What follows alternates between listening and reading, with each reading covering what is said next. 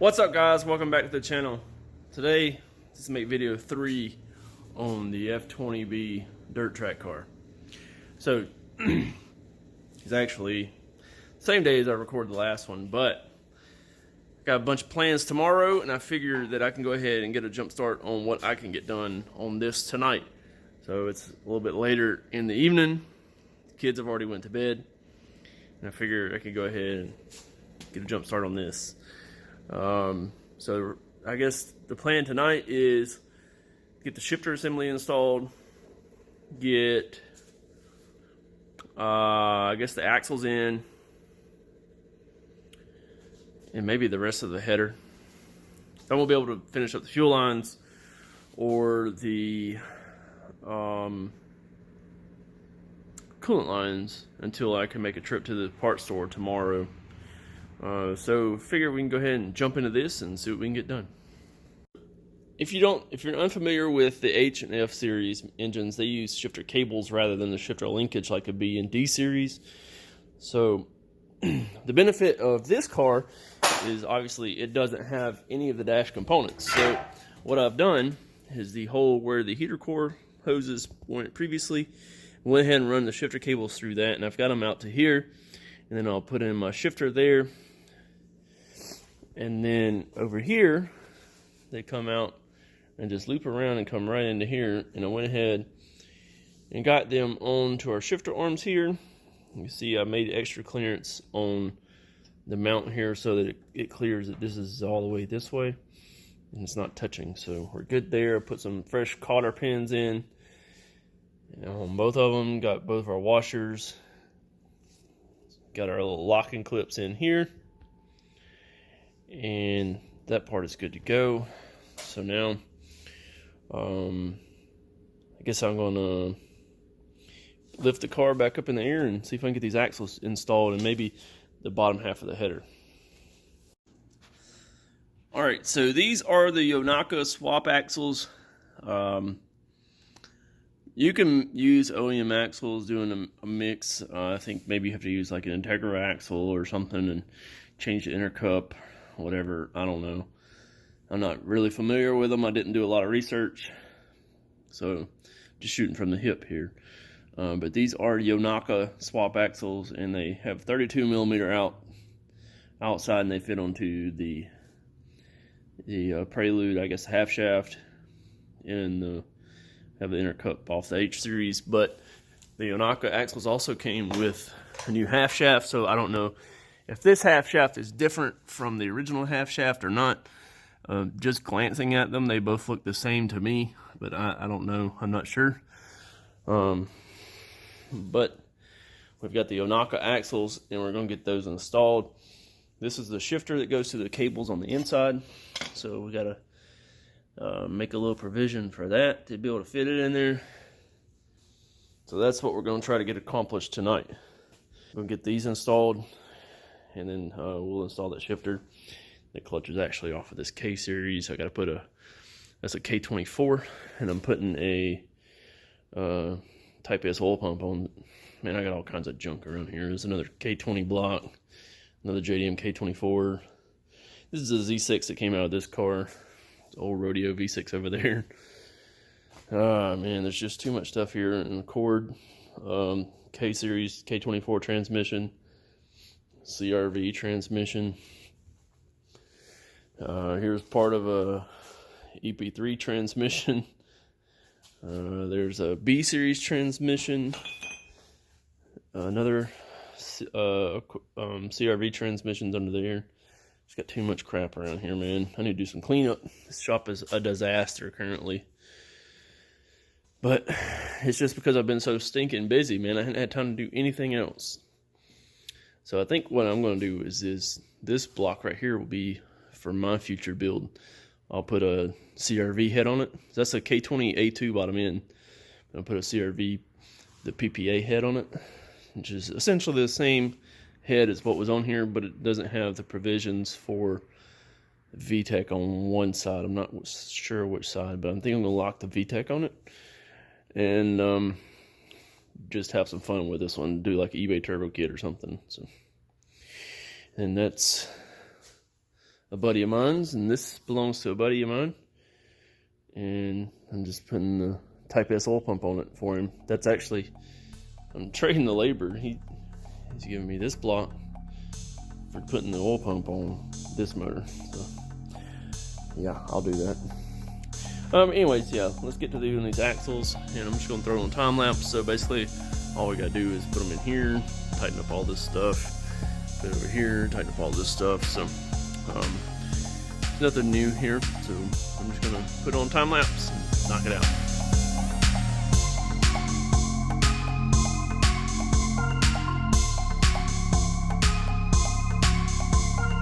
Alright, so that was actually pretty straightforward and easy, just like doing a regular old axle.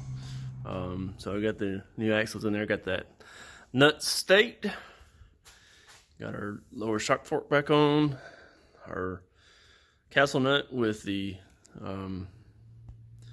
new cotter pin, same over here. It went right in.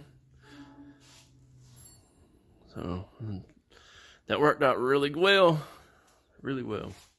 So I guess while I'm down here, I'm gonna go ahead and finish up putting this PLM header together and getting it ready to go. That's really the only thing left on the bottom side that I need to do. I already took all the old exhaust out because he said he wanted to run straight header. Don't know. I guess I could try to find an O2 sensor, reuse this one, put it in the header, and then wire it in right here. I don't really know that he'll need that. He may need it for tuning though, so I'm not sure.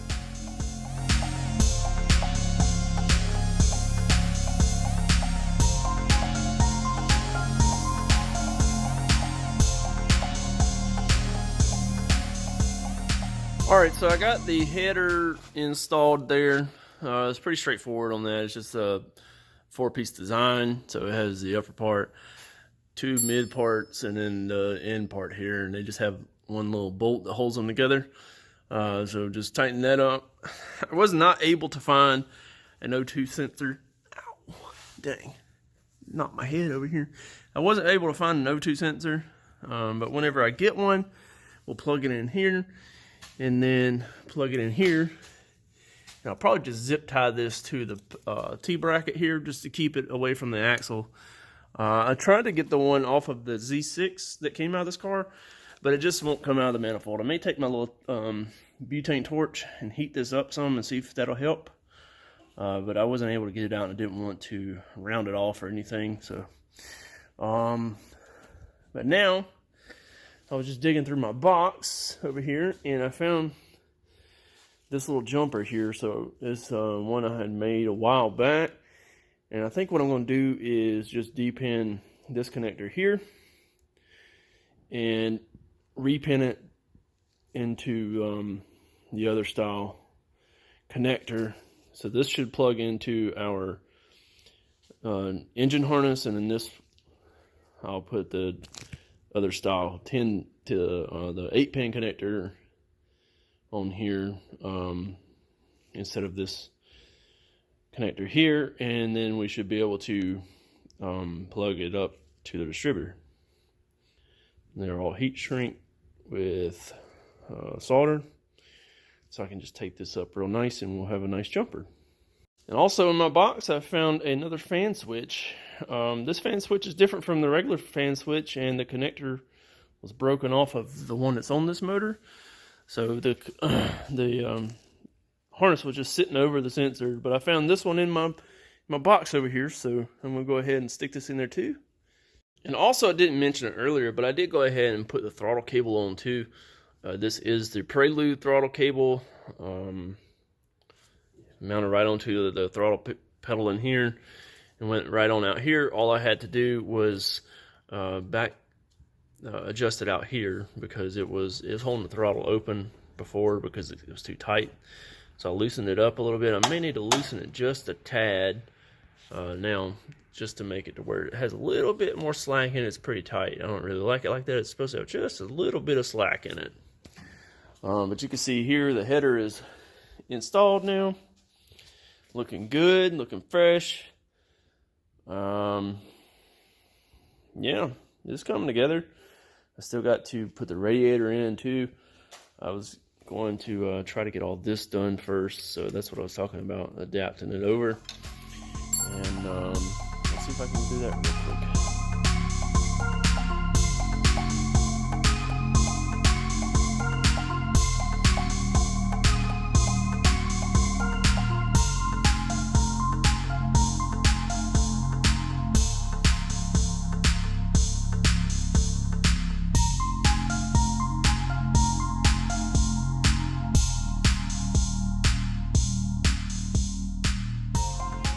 But anyways, I got that converted over, so it's the tack signal. Like I said before in another video, this is a JDM motor with a JDM distributor. Has an internal coil, but it did not have its tack signal wire coming out from it originally. So this was added when it was in a Prelude, and then so now I'm just converting it over from an OBD2B connector over to an OBD2A connector. So that's all that is, and then we can tidy all this up and make it look real nice and be good to go. And also, this is the fan switch that was in it before, and you see this is the fan switch that I'm putting into it. I tried to use a regular like B and D series fan switch, but it has a different thread size, so I wasn't able to do that. But I did find this one in my box, so I'm gonna go ahead and toss it in there for him. Alright, so I'll just test fitting my radiator here. I was able to get stock radiator with stock fan in here with minimal trimming. I had to trim basically this leg here, but that one. Let me just pull it out and show you what I had to trim off of it. Let's get this out.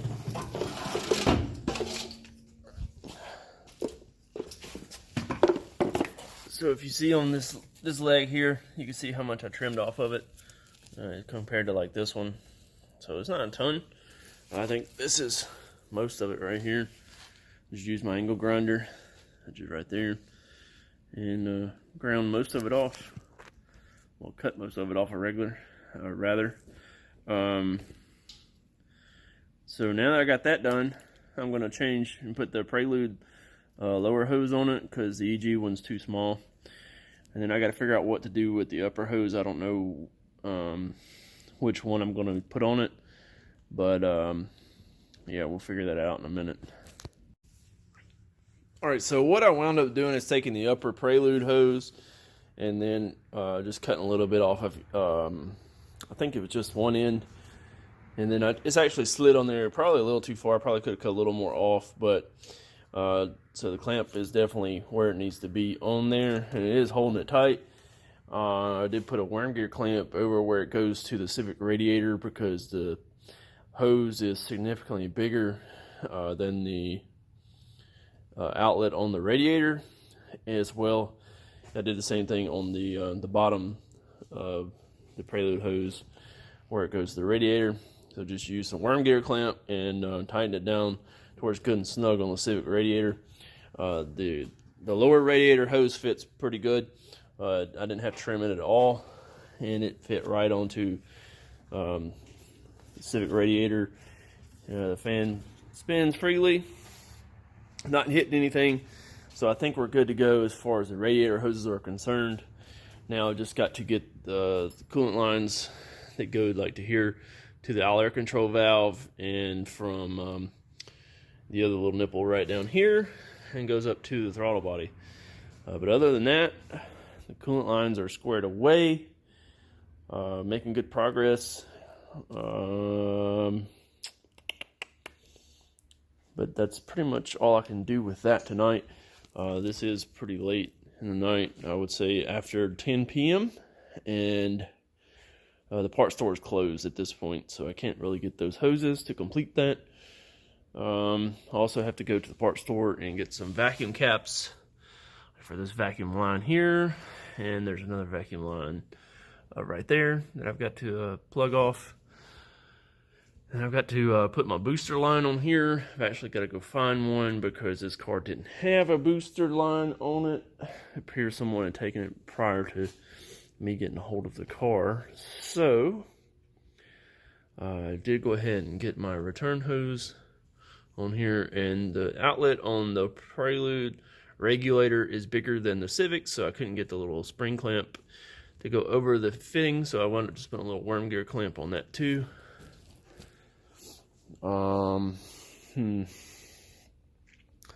Just little stuff, making progress though, and I guess now I'll go to the inside of the car and see if I can get the shifter box installed. So it's getting pretty cold out here. I guess I'm gonna call it a night. I did get a few things done, and I'm happy with a little bit of progress. So hopefully tomorrow I can pick up those extra couple little things I need from the parts store, the hoses and stuff, and be able to get most of the swap completed tomorrow. The only thing I really didn't get done tonight that I would like to have got done was install the shifter box. And I mean, that's plain and simple. I can do that tomorrow. That's no big deal. But I did make some progress. So let's cover what I did tonight, and then we'll get back on it tomorrow. So like I mentioned, or as you probably saw in the video, I got the rest of the header installed. I got the radiator installed with the upper and lower radiator hoses. And I also was able to finish up the jumper harness to convert the distributor wiring from OBD2A, which is on the engine harness, over to an OBD2B style connector, and also added in the extra wire for the RPM signal. And then we got the shifter cables installed on the engine bay side, got them run to the cabin. Let's see what else we got done up here. Also went ahead and grounded the fan here. I have to run another wire up to our little relay box on the inside, so no big deal there. Got the throttle cable installed. Let's see what else. I also installed the little valve cover ground. I actually put it back here on the back side of the valve cover, so that'll work there. Just to give it a couple grounds, so it has the ground there and the one on the transmission, just like it would have come factory. The only difference really with these OEM, the ground is down lower on the transmission, to where the Civic one is like up here on top, kind of like where I have it. Let's see.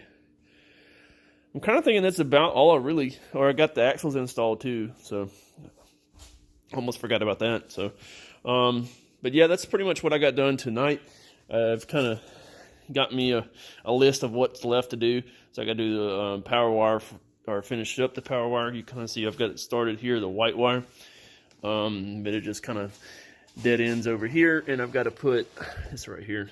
So I've got to put a little fuse link in it, and then hook it to the battery, because obviously we don't have our original fuse box, and it is fused over there, and I would like to keep it on a fuse. So probably just going to do an amplifier style fuse on that. I got to do the starter power, so I got to run my main power to the starter, which is over here, and just run it up to the battery. Man, look at my fingers, dude. This is where I goofed up my thumb, changed out the slave cylinder, and I actually did that on my index finger there on another car earlier. Just a rough day for my hands. Got to do the shifter, a little bit of interior wiring as far as just hooking up the harness and stuff here over to the harness over there. No big deal there. Got to do the couple of coolant hoses. I got to do the booster hose, a couple of vacuum caps there on the intake manifold. Got to install coolant in it, do my fuel line.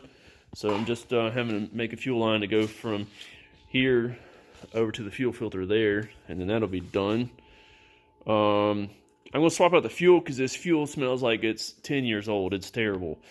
He bought this car and never heard it run or anything. Doesn't know how long it has been sitting, but it has been sitting for a while.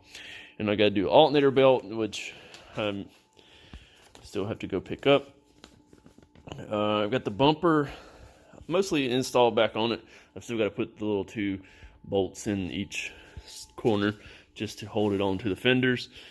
And then got to do the fuel pump wiring and the fan wiring. So that's pretty much all that's left. And this is my little parts list for the part store. So I got to get some fuel line, alternator belt, coolant lines, fuel fittings and clamps to do the fuel line. And then well, I guess all that would have been with the fuel line, but whatever. And I gotta get the vacuum caps for the intake manifolds, just like these couple little ones that I mentioned earlier, here and here. So other than that, I mean, this swap is relatively done. This is Monday, and I need to have it done by Wednesday. So I think we're on a good path here to accomplish that. So I can pick up most of this stuff at the parts store tomorrow, probably tomorrow morning. After I wake up. I think it's just after midnight right now. And we can get most of this stuff completed tomorrow. And then hopefully we'll be able to finish it tomorrow. But if we're not able to finish it tomorrow, then it will, I think we can for sure have it done Wednesday. So I guess I'll pick up back on the video tomorrow after I've gone to the parts store. So, good night.